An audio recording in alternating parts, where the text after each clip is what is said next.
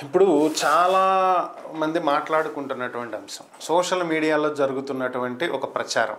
దీని గురించే మనం మాట్లాడుకుందాం ఈరోజు. ఏంటి అంటే ఏప్రిల్ 22వ తేదీ పహల్గామ్లో టూరిస్టులు టార్గెట్గా చేసుకుని, టూరిస్టుల్లో కూడా హిందువులను, అది కూడా జెంట్స్ని, పురుషుల్ని టార్గెట్గా చేసుకుని ఉగ్రవాదులు చేసినటువంటి దాడి, దాంట్లో 26 మంది ప్రాణాలు కోల్పోయారు. ఇంకో 2 విదేశీయులతో కలుపుకుంటే మొత్తం 28 మంది. సో దీనికి భారత్ బదులు చెప్పి తీరుతుంది, ప్రతీకారం తీర్చుకుని తీరుతుంది. ఖచ్చితంగా ఈ ఘటనకి పాల్పడినటువంటి వాళ్ళు, దీనికి వ్యూహరచన చేసినటువంటి వాళ్ళు, ఫండింగ్ చేసినటువంటి వాళ్ళు, వీటిని ఎంకరేజ్ చేసినటువంటి వాళ్ళు ఎవరిని వదలం అని చెప్పి తేల్చి చెప్పింది భారత్.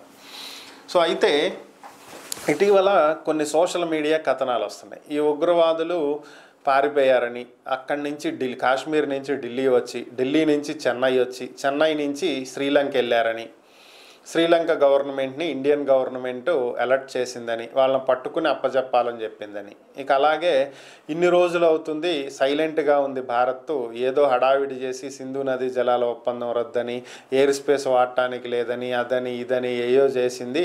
సో ఓవరాల్గా వెనకడుగు వేసింది, యుద్ధం చెయ్యట్లేదు, భారత్ యుద్ధం చేసే ఉద్దేశంలో లేదు అనేది ఇంకో రకమైనటువంటి కథనాలు. సో ఓవరాల్గా ఇక్కడ తెలుసుకోవాల్సింది ఏంటి అంటే, ఫస్ట్ థింగ్ ఒకటి అర్థం చేసుకోవాలి, ఇదేమీ చిన్నపిల్లలు ఆడుకునే ఆట కాదు, ఒక దేశానికి సంబంధించినటువంటి నిర్ణయం.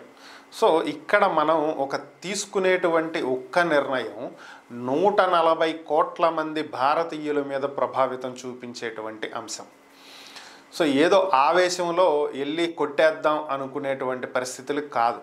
క్షుణ్ణంగా 1కి 2 సార్లు ఆలోచించి, కాదు 1కి 10 సార్లు ఆలోచించి, ఇటు భారత ప్రజల మీద ఎక్కువ దుష్ప్రభావాలు పడకుండా, అలాగే దేశం మీద ఇతర దేశాలకు టార్గెట్ కాకుండా మనం చేయాల్సినటువంటి పనులు చాలా ఉంటాయి. ఇది కత్తి మీద నడవటం లాంటిది, సింపుల్గా చెప్పాలి అంటే.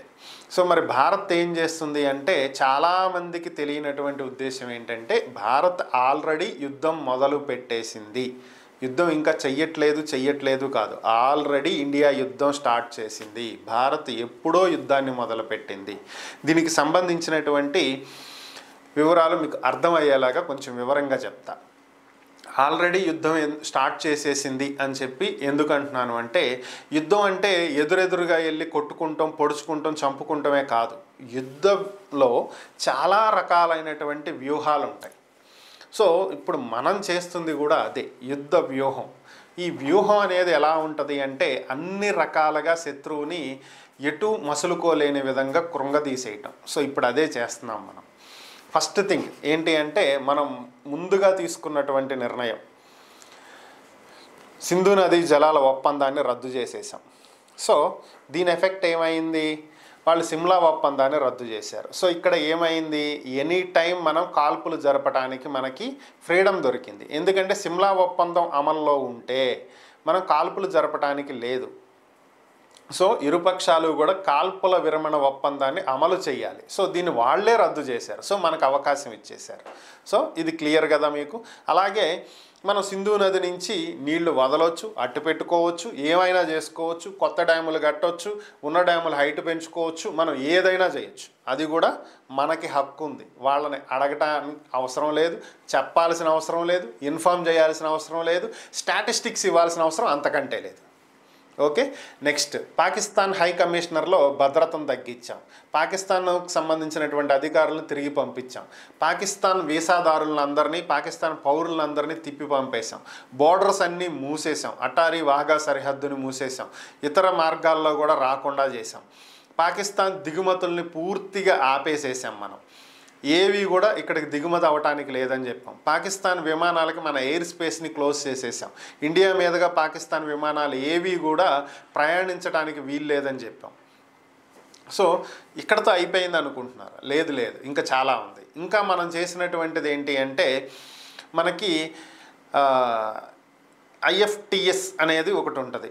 ఐఎంఎఫ్ ఇది మీకు తెలిసిందే, ఇంటర్నేషనల్ మానిటరీ ఫండ్. సో ఇదేం చేస్తుందంటే బేసిక్గా మన దేశం మంచి అభివృద్ధి దిశలో నడుస్తున్నప్పుడు దానికి ఫండింగ్ అవసరం అయితే ప్రపంచ బ్యాంక్ నుంచి అప్పు తీసుకొచ్చి దేశం అభివృద్ధి కోసం ఖర్చు పెట్టుకుంటాం. సో ఇది ప్రపంచ బ్యాంక్ ఇచ్చేటువంటి అప్పు. మరి ఐఎంఎఫ్ కూడా అప్పిస్తుంది, ఇంటర్నేషనల్ మానిటరీ ఫండ్ అంటాం. వీళ్ళు ఎప్పుడు అప్పిస్తారు అంటే దేశం దివాళా తీసినటువంటి సమయంలో ఉన్నటువంటి ప్రజలు ఇబ్బందులు పడకుండా దైనందిన జీవితాలకు ఎటువంటి ఆటంకం కలగకుండా ముందుకు నడవటం కోసం మెయింటెనెన్స్ కోసం ఇచ్చేటువంటి ఫండ్ ఇది. దీన్ని ఇంటర్నేషనల్ మానిటరీ ఫండ్ అంటాం. ఇది ఇవ్వాలి అంటే ఇంటర్నేషనల్ ఫైనాన్స్ టాస్క్ ఫోర్స్ అనేది ఉంటుంది. సో దీంట్లో గ్రే లిస్ట్లో ఉన్నటువంటి వాళ్ళకి ఈ ఫండ్ అనేది ఇవ్వరు. సో ఇప్పుడు భారత్ ఏం చేస్తుంది అంటే సభ్య దేశాలని సమావేశపెడుతుంది. పాకిస్తాన్కి మీరు ఫండింగ్ చేస్తే ఈ ఫండింగ్ అనేది ఉగ్రవాదులకు వెళ్తుంది. పాకిస్తాన్ అనేది ఉగ్రవాద కార్యకలాపాలను పెంచి పోషిస్తున్నటువంటి దేశం. సో కాబట్టి మీరు ఫండ్ ఇవ్వద్దు అని చెప్పి పాకిస్తాన్ ఇటీవల దాని గ్రే లిస్ట్లో నుంచి బయటికి తీసుకురావడానికి కూడా ఒకప్పుడు భారత్ సహాయం చేసింది. కానీ ఇప్పుడు పాకిస్తాన్ని మళ్ళా గ్రే లిస్ట్లో పెట్టడానికి భారత్ తీవ్రంగా పట్టుబడుతుంది. ఈ సెక్యూరిటీ టాస్క్ ఫోర్స్లో భారత్ చెప్పిందే 95% నుంచి 99% జరిగేటువంటి అవకాశం ఉంది. ఎందుకంటే భారత్ తటస్థ దేశం, భారత్ చెప్పినటువంటివే ఎక్కువగా టాస్క్ ఫోర్స్ వినేటువంటి అవకాశాలు ఉంటాయి. సో అందులోనూ ఇప్పుడు మనం ఎఫెక్ట్ కాబడినటువంటి దేశం, బాధిత దేశం మంది. సో కాబట్టి అలానే ఐఎంఎఫ్కి రిక్వెస్ట్ పెట్టింది. మీరు ఆల్రెడీ $7 బిలియన్ రిలీజ్ చేస్తాము అని చెప్పి పాకిస్తాన్కి హామీ ఇచ్చింది ఐఎంఎఫ్. వాటిని వెంటనే ఆపేయాలి, ఆ ఫండింగ్ మొత్తం ఉగ్రవాదులకు వెళ్ళిద్ది. ఇది పాకిస్తాన్ ఆర్మీ చేతుల్లోకి వెళ్ళి ఆర్మీ ద్వారా ఉగ్రవాదులకి వెళ్ళి పూర్తిగా వీళ్లే తినేస్తున్నారు తప్ప దేశానికి రూపాయి ఖర్చు పెట్టట్లేదని చెప్పి భారత్ గట్టిగా తమ వాదనలు వినిపిస్తుంది. దీనివల్ల ఏమవుతుంది, పాకిస్తాన్కి రావాల్సినటువంటి $7 బిలియన్ ఫండింగ్ అనేది ఆగిపోద్ది. దాంతోపాటుగా గ్రే లిస్ట్లోకి వెళ్తుంది. గ్రే లిస్ట్లోకి వెళ్ళటం వల్ల ఇతర దేశాల నుంచి వచ్చేటువంటి ఫండింగ్ ఆగుతుంది, ఐఎంఎఫ్ నుంచి వచ్చేటువంటి ఫండింగ్ ఆగుతుంది. ఓవరాల్గా పాకిస్తాన్ ఊపిరి పీల్చుకునేటువంటి అవకాశం కూడా ఉండదు. ఆల్రెడీ సంకనాకిపోయేటువంటి స్థితిలో ఉంది, ఇది అందరికీ తెలిసిందే. దీంతో పాటుగా మనం అటు Baloch liberation army, Tehreeki Taliban, అలానే ఇతర కొన్ని సంస్థలు ఉన్నాయి. సో వీళ్ళందరూ కూడా మరొక వైపు నుంచి పాకిస్తాన్ని మీద దాడి చేసేటువంటి పనులకు సిద్ధమయ్యారు. దీనికి ఇండైరెక్ట్గా భారత్ మద్దతు ఇస్తుంది. సో వీళ్ళందరూ సర్వసన్నద్ధంగా ఉన్నారు. ఈరోజు జరిగినటువంటి ఇంకొక మంచి పరిణామం ఏంటి అంటే చైనా వాడు తమ బుద్ధిని డైరెక్ట్గా బయటపెట్టుకున్నాడు. ఎందుకంటే ఈరోజు చైనా అధ్యక్షుడు వెళ్ళి పాకిస్తాన్ అధ్యక్షుడు జర్దారీతోటి చైనాకు సంబంధించినటువంటి విదేశాంగ శాఖకు చెందినటువంటి అధికారులు, రాయబారులు వెళ్ళి జర్దారీని కలవటం జరిగింది. దీంట్లో ఏంటి అంటే ఒకవేళ భారత్తో పాకిస్తాన్కి యుద్ధమే గనక వస్తే చైనా పాకిస్తాన్కి అండగా నిలబడుతుంది అని చెప్పినటువంటి పరిస్థితి. సో అంటే ఏంటి, చైనా పాకిస్తాన్ వైపు నిలబడింది. ఇక్కడ క్లారిటీ వస్తుంది. నెక్స్ట్ నిన్న మొన్నటి దాకా మాకేం సంబంధం లేదు, మీ తిప్పలు మీరు పడండి అని చెప్పినటువంటి టర్కీ తన యుద్ధ నౌకను తీసుకొచ్చి పాకిస్తాన్ పోర్టు దగ్గర ఆపింది. అసలు వీళ్ళకి ఏం సంబంధం ఇక్కడికి వచ్చి ఆపటానికి? సో మనం ముందు నుంచి మాట్లాడుకుంటూనే ఉన్నాం, టర్కీ ఎట్టి పరిస్థితుల్లో పాకిస్తాన్కి సపోర్ట్ చేస్తుంది, యుద్ధం అంటూ వస్తే పాకిస్తాన్ వైపే ఉంటుంది అని చెప్పి. సో ఇప్పుడు అదే చేస్తుంది టర్కీ. సో మనకి ఎవరున్నారు, ఎవరు మన వైపు నిలబడతారు అంటే ఇంతకుముందు అమెరికా పాకిస్తాన్ వైపు నిలబడేది, ఇప్పుడు కూడా అటువైపే నిలబడుతుంది, దాంట్లో డౌట్ ఏం లేదు. కాకపోతే తటస్థంగా మేము ఉన్నామని చెప్తుంది. సో దీనికి అటువైపే నిలబడిద్ది అని ఎందుకు అంటున్నానంటే ఇటీవలే F-15 విమానాలని మరమ్మతుల కోసం $5 బిలియన్ రిలీజ్ చేసింది. నిజంగా వాటి మరమ్మతులు చేస్తారా అంటే అది ఎంతవరకు చేస్తారనేది మీకు కూడా తెలుసు. సో ఈ ఫండింగ్ చేయాల్సిన అవసరం అమెరికాకి లేదు. చెప్పేది ఒకటి, చేసేది ఒకటి, జరిగేది ఒకటి, ఇది అందరికీ తెలిసిందే. సో ఇదే నీతిని భారత్ కూడా పాటిస్తుంది. పైకి మేము అన్నీ రెడీ చేసుకుంటున్నాం, మేము అది చేస్తున్నాం, ఇది చేస్తున్నాం, సైలెంట్గా ఉన్నాం, చర్చలు జరుపుతున్నాం.